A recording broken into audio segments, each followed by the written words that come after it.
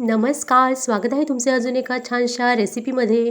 तर आज आपण करणार आहोत गावठी मक्याच्या कणसांपासून मस्त असा मऊ आणि लुसलुशीत मक्याचा उपमा करणार आहोत किंवा काही ठिकाणी त्याला मक्याचा चिवडा असे सुद्धा म्हणतात. मक्याचा उपमा करण्यासाठी इथे मी गावठी कणसे घेतली आहेत. ही स्वीटकॉर्न सारखी नसतात, थोडी पांढऱ्या रंगाची असतात, पण या कणसांपासून मक्याचा उपमा एकदम मस्त असा होतो. आणि मक्यामध्ये भरपूर फायबर असल्यामुळे आरोग्याच्या दृष्टीने हा उपमा खूपच फायदेशीर आहे. आणखीन डाएट करणाऱ्यांसाठी हा उपमा खाल्ल्याने बराच वेळ भूकसुद्धा लागत नाही. आता ही कणसे आपण किसून घेऊया.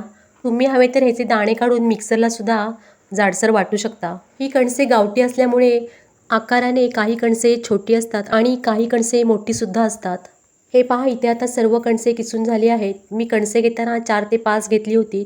कणसे किसताना ही अशी किसायची आहेत म्हणजे पूर्ण दाणे किसले गेले पाहिजेत. आणि ही कणसे घेताना फार जून घ्यायची नाहीत. आता ह्या कणसाचा उपमा कसा करायचा ते आपण पाहूया. त्यासाठी इथे कढईत मी 2 ते 3 चमचे तेल घेतले आहेत आणि तेल छान गरम झाले की त्यामध्ये अर्धा टीस्पून मोहरी घालायची आहे आणि अर्धा टीस्पून जिरे घालायचे आहे. रेसिपी पाहत असताना रेसिपी आवडली तर रेसिपीला एक लाईक नक्की करा. आणखीन चॅनलवर रेसिपी तुम्ही पहिल्यांदाच पाहत असाल तर चॅनलला सबस्क्राईबसुद्धा करा. आता इथे तेलामध्ये जिरे आणि मोहरी छान अशी तडतडली आहे. त्यामध्ये आता 2 मोठे बारीक चिरलेले कांदे घालायचे आहेत. कांदा घातल्यानंतर 10 ते 12 कढीपत्त्याची पानेसुद्धा घालायची आहेत. आणखीन बारीक चिरलेल्या 3 ते 4 हिरव्या मिरच्या घालायच्या आहेत. कढीपत्ता आणि मिरच्या तेलामध्ये उडतात त्यामुळे मी कांदा घातल्यानंतर घातल्या आहेत. तुम्ही हवं तर सुरुवातीलाच घातल्या तरीसुद्धा चालतील. आणि इथे मिरच्यासुद्धा तुम्हाला किती तिखटपणा हवा आहे त्या प्रमाणात घालू शकता. इथे आता कांदा मऊ पडेपर्यंत तेलामध्ये 1 मिनिटभर परतून घ्यायचा आहे. त्यानंतर अर्धा टीस्पून हळद घालायची आहे. आणखीन चवीनुसार मीठसुद्धा घालायचे आहे. मीठ घातल्यानंतर 1 टीस्पून साखर घालायची आहे. तुम्हाला साखर आवडत असेल तरच घाला, नाहीतर नाही घातली तरी चालेल. पण हे स्वीटकॉर्न नसल्यामुळे गोड अजिबात नसतात, त्यामुळे थोडीशी साखर घातल्यामुळे त्याची चव आणखीनच छान लागते. इथे आता साखर, मीठ आणि हळद कांद्यामध्ये व्यवस्थित असे परतून घ्यायचे आहे. हे सर्व करत असताना गॅस एकदम बारीक ठेवायचा आहे. त्यानंतर यामध्ये आता कणसाचा किस घालायचा आहे. हे तुम्ही कणसे निवडताना एकदम कोवळी अशी घ्यायची आहेत, म्हणजे कणसामधील थोडे दाणे आहेत ते दाबून बघायचे आहेत, म्हणजे त्यातून दूध बाहेर आले की समजावे कणीस कोवळे आहे. अशी कणसे आपल्याला निवडायची आहेत. अशा कणसांचा उपमा एकदम मस्त आणि मऊ लुसलुशीत असा होतो. आता इथे कणसाचा किस कांद्यामध्ये छान असा व्यवस्थित परतून घ्यायचा आहे. कणसाचा किस कोरडा वाटला तर त्यावर पाण्याचा किंवा दुधाचा हबका मारायचा आहे.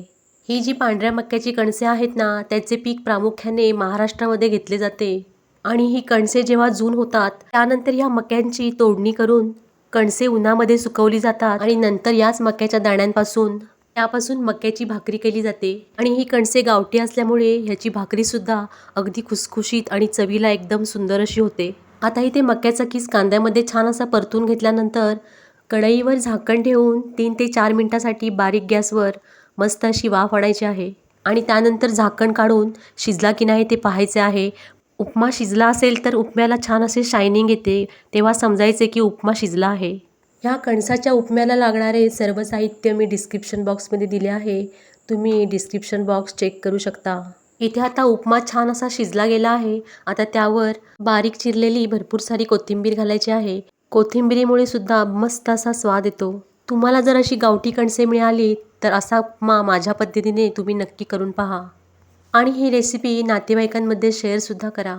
अशाच वेगळ्या आणि हटके रेसिपी पाहण्यासाठी चॅनेलला फॉलोसुद्धा करा. हे पहा, मस्त असा गरमागरम मक्याचा उपमा तयार आहे. तो आता आपण सर्व करूया.